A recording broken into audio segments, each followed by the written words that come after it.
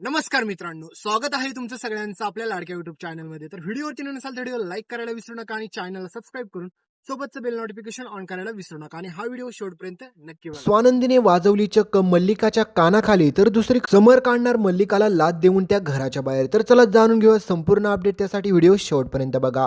तर मित्रांनो, तुम्ही पाहिलंच असेल की कशा प्रकारे ह्या मल्लिकाने आणि तिच्या त्या नालायक मुलीने म्हणजेच त्या अर्पिताने दोघींनी मिळून देखील खूप मोठा गोंधळ घालून ठेवलेला असतो. त्या दोघींना देखील वाटत असतं की ते जे काही कट कारस्थानं करतात ना, याच्यामुळे मात्र समर आणि स्वानंदीला ह्या दोघांना देखील दूर करणं खूप इझी होऊन जाईल. कारण की तुम्हाला माहितीच आहे की बिचाऱ्या रोहनसोबत जो काय अपघात झाला होता, त्या अपघातामधून देखील रोहन त्या ठिकाणी येऊन सगळ्यांना प्रूफ करून दाखवलं की त्याचं खरंच आपल्या धीरावरती त्याचं किती प्रेम आहे. त्यावेळेस मात्र मल्लिकाच्या पायाखालची पूर्णपणे जमीन सरकलेली असते. तिला माहीत झालेलं असतं की आता ही स्वानंदी ना माझ्या प्रत्येक रस्त्यामध्ये मध्ये मध्ये करते, पण तिने एक गोष्ट विसरायची नाही, माझं पण नाव मल्लिका आहे. त्याच्यामुळे मी कशा प्रकारे हिचा देखील माज उतरवते ना, हे मला चांगलंच माहीत आहे. तर दुसरीकडे आता अर्पिता आणि सोबतच त्यांचा महामूर्ख अंशुमन नावाचा मुलगा असतो ना, त्या परत आता तिघीजण मिळून नवीन कट कारस्थान रचायचा प्रयत्न करत असतात. पण तुम्हाला माहितीच आहे की आपला बिचारा समर देखील खूप आनंदी झालेला असतो, कारण की रोहन त्या ठिकाणी आलेलं पाहून सगळ्यांना आनंद होणं साहजिकच असतं.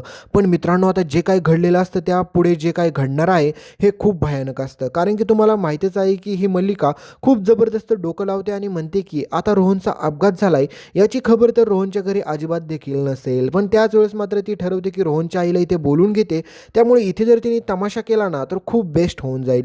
तर दुसरीकडे तुम्ही पाहिलंच की आता मकर संक्रांतीचा कार्यक्रम तर व्यवस्थितरित्या पार पडून देण्याचा प्रयत्न नव्हता यांचा, पण आपल्या स्वानंदीने यांचे सगळ्यांचे काही प्लॅनिंग आणि डाव होते ना, ते सगळे फेटाळून लावले. आणि त्याच एका गोष्टीमुळे बिचारी स्वानंदी आतापर्यंत समरच्या मनामध्ये थोडीशी जागा तिने निर्माण केलीच होती, तर तेवढ्यात नजर लागली ती ह्या माजुरड्या मल्लिकाचे.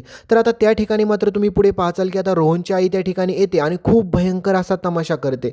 कारण की तुम्हाला माहितीच आहे की बिचाऱ्या रोहनला खूप सारे लागलेलं असतं आणि हे सगळं झालेलं कोणामुळे असतं, तुम्हाला माहितीच आहे की त्या अंशुमनमुळे. पण तरी देखील मात्र आता रोहनची आई असा तमाशा करते आणि सगळ्यांना असं सांगते की जेव्हापासून रोहनने ह्या मुलीसोबत लग्न केले ना, तेव्हापासून आमच्या आयुष्यात काहीच चांगलं होईना, एक नंबर पनवती मुलगी आहे, ही पनवती मुलगी आमच्या घरात नकोच. तर हे सगळं ऐकल्याच्या नंतर आता समरला राग येणं साहजिकच असतं, आजीला राग येणं तर त्याच्यापेक्षा जास्त साहजिक असतं.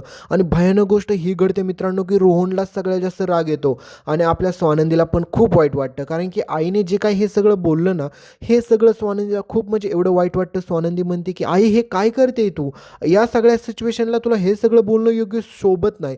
त्यावेळेस मात्र आता रोहनची आई तुम्हाला माहितीच आहे की किती पागल असते, तिला असं वाटतं की सगळं काय मात्र घडत असतं ते अधिरामुळेच होतं आहे. त्यावेळेस मात्र अधिरा जास्तच रडायला लागते आणि ह्याच संधीचा फायदा मात्र ही माजुरडी मल्लिका घेण्याचा प्रयत्न करते. त्याला असं वाटतं की आता आपला डाव एकदम सक्सेस आणि प्लॅनिंग फुल ठरलेला आहे, कारण की तिने पूर्णपणे विचार आणि तिने टेक्निकच तशी वापरलेली असते. तुम्हाला माहितीच आहे की ह्या मल्लिकाला एक गोष्ट तर हिच्याकडे चांगली आहे की ही प्लॅनिंग जबर करते, पण त्यांना माहीत असतं की त्या जे काही प्लॅनिंग करतात ह्या सगळ्याची त्यांना एक दिवस शिक्षा नक्कीच होणार आहे. कारण की तुम्हाला माहितीच आहे याच गोष्टीमुळे बिचाऱ्या स्वानंदीने तिच्याबाबतची जी काही इमेज ह्या सगळ्यांच्या मनामध्ये खराब होती ती चांगली केली होती. पण आता ह्या ठिकाणी रोहनची आई म्हणजे स्वतः स्वानंदीची आई त्या ठिकाणी येऊन जो काही तमाशा करते, त्याच्यानंतर बिचाऱ्या रोहनला तर खूप वाईट वाटतंच, पण सगळ्या घरात परत भांडण जोराचं होतं. आणि त्याच संधीचा फायदा घेत ही मल्लिका म्हणते की आम्हाला त्या रोहनसोबत राहायचंच नाही, आमच्या अधिराला, आमची अधिरा किती गोड आणि गोंडस बाळ आहे आणि ह्या रोहननी तिचा अशा प्रकारे छेड नव्हता करायला पाहिजे. आणि रोहनची आई तर कशी वागते ना, हे सगळ्यांनी तुम्ही पाहिलंच. त्याच्यामुळे ही अर्पिता म्हणते की अगं अधिरा, आत्ता तरी सुधर, आत्ता तरी तू रोहनकडून डिवोर्स घे, कारण की त्या घरामध्ये जाणं कधीच तुझं चांगलं होणार नाही आहे. कारण की तू लोक कसे आहेत तू पाहिलं ना, कारण की ती लोक तुला कधी देखील नीट वागून देखील देणार नाहीत आणि तुला नीट सोडणार देखील नाही. त्याच्यामुळे तू आमचं ऐक, त्यांच्यापासून तू डिवोर्स घे आणि कायमची दूर हो. पण हे सगळं ऐकल्याच्या नंतर बिचाऱ्या अधिराच्या मनाचा कोणीच विचार केलेला नसतो, कारण की अधिरा आता रडत असते फक्त. कारण की अधिराला कळत असतं की यामध्ये माझी चूक नव्हती, तरी रोहनच्या आईने कशा प्रकारे सगळ्यांसमोर तिचा अपमान केलेला असतो. आणि त्या ठिकाणी अर्पिता आणि सोबतच ही मल्लिका भडकवून देत असते तिला रोहनच्या विरोधात आणि त्यांच्या कुटुंबाच्या विरोधात, की जेणेकरून मात्र तुम्हाला माहितीच आहे की आपल्या ह्या लाडक्या म्हणजे सगळ्यात गोंडस आणि गोड अधिराने रोहनसोबत डिवोर्स घ्यावं. कारण की त्यांचा प्लॅनिंग हा असतो की जर एकदा अधिराने रोहनसोबतचा डिवोर्स घेतला आणि त्याच्यासोबतचं कायमचं नातं तोडलं, मल्लिकाला माहीत असतं की आपल्याला स्वानंदी आणि समरला एकमेकांपासून दूर करण्यास काही जास्त वेळ लागणार नाही, कारण की एकदा जर हे नातंच नाही टिकलं तर हे नातं देखील कधीच टिकणार नाही. तर दुसरीकडे तुम्हाला माहितीच आहे की स्वानंदीचा हाच प्रयत्न असतो की काही जरी झालं तरी आपल्याला हे नातं जोडून ठेवायचं आहे, कारण की रोहन आणि सोबतच तुम्हाला माहितीच आहे आपल्या अधीराचं एकमेकांवरती प्रेम असतं ना, यामध्ये कधीच अडथळा आला नाही पाहिजे.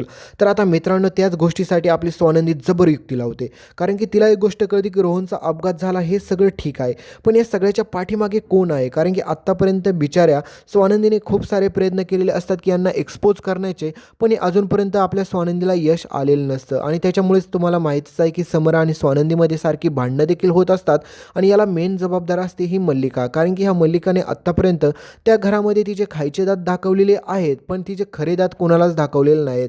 कारण की सगळ्यांना असं वाटतं की मल्लिका म्हणजे खूप चांगली आहे त्या घरात, पण सगळ्यात अगोदर दगा ती देणार असते तर ती म्हणजे त्या घरातील सगळ्याच लोकांना. बिचाऱ्या समरला असं वाटत असतं की त्याला हे सगळं कुटुंब जोडून ठेवायचंय, सगळं कुटुंब एकत्र चालवायचंय, पण समरने कधीच हा विचार केला नसेल की त्याच्या घरातील लोकच त्याच्या पाठीत खंजीर खुपसणार आहेत ते.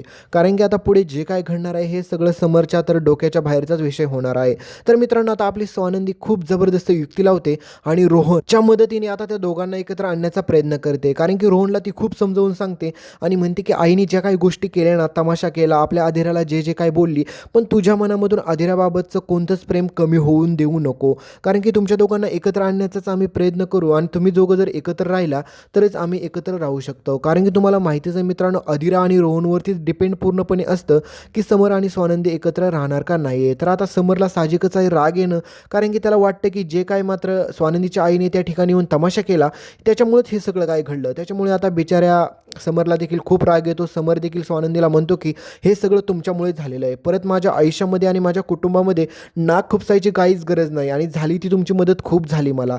पण बिचारा समर कधी समजून घेणार आपल्या स्वानंदीला काय माहीत. कारण की त्याला असं वाटत असतं की हे सगळं काय घडतंय ना आजूबाजूला, ज्या काही चुकीच्या गोष्टी ह्या सगळ्या स्वानंदीमुळेच घडतात. पण आता स्वानंदीने फायनली ठरवलेलं असतं की आता एकतर माझा संसार टिकेल नाहीतर एकतर मोडेल, पण मी खरा गुन्हेगार कोण आहे त्याला समोर आणल्याशिवाय मी शांत बसणार नाही. आता स्वानंदीला सगळ्यात भयानक गोष्ट अशी सापडते की स्वानंदीला कळते की मल्लिका आणि अर्पिता कशा प्रकारे अधीराला आपल्या अशा काही काही गोष्टी सांगतात ना की जेणेकरून अधीर आणि रोहनपासून डिवोर्स घेतला पाहिजे. आणि ह्या गोष्टी ऐकल्याच्या नंतर स्वानंदीला एक गोष्ट कळते की ह्या घरातील सगळ्यांचाच विरोध आहे ह्या लग्नाला, तर याच्यात सगळ्यात पहिला मास्टर माइंड म्हणजे ही मल्लिका आहे. तर आता स्वानंदीला एवढा भयानक पुरावा सापडतो की डिवोर्स पेपर तयार करण्यापासून तर सगळ्याच गोष्टीपर्यंत या मल्लिकाची आणि सोबतच त्या नालायक मुलीची म्हणजेच अर्पिताची पूर्णपणे प्लॅनिंग आपली स्वानंदी ऐकते. आणि ह्या सगळ्या गोष्टी स्वानंदी फक्त आता ऐकत नाही तर पूर्णपणे रेकॉर्ड देखील करून घेते. आणि त्याच वेळेस मात्र स्वानंदीला कळतं की आता यांचा नाही मी खरा चेहरा सगळ्यांसमोर आणला तर मी नावाची स्वानंदी नाही. पाठीमागच्या वेळेस हा व्हिडिओ डिलीट झाला, त्याच्यामुळे खूप सारे अडथळे आणि माझ्या अंगलट आलं होतं. त्याच्यामुळे स्वानंदी तो व्हिडिओ आता ती खूप लोकांना शेअर करून ठेवते आणि तोच व्हिडिओ आता रोहनला देखील शेअर करते आणि म्हणते की हा व्हिडिओ कधीच डिलीट करू नको, कारण की जरी पुरावा माझ्याकडून नष्ट झाला तरी तुझ्याकडून व्हायला नको आहे. तर आता स्वानंदी सगळ्यांसमोर मात्र ह्या मल्लिकाचा आणि सोबतच तुम्हाला माहिती आहे अर्पिताचा खरा चेहरा आणायचं ठरवते. पण त्यावेळेस मात्र तुम्हाला माहितीच आहे की ह्या दोघीजणी देखील खूप शहाणे असतात, कारण की अंशुमानच्या मदतीने आता खरं तर सगळ्यात अगोदर त्या ठरवतात की काही जरी झालं तरी आपण स्वानंदीला घराच्या बाहेर काढूया. एकदा का स्वानंदीला घराच्या बाहेर काढलं की मग रोहनचा आणि सोबतच तुम्हाला माहिती आहे की अधीराचा डिवोर्स करणं त्यांच्यासाठी खूप कठीण आणि हार्ड नसतं.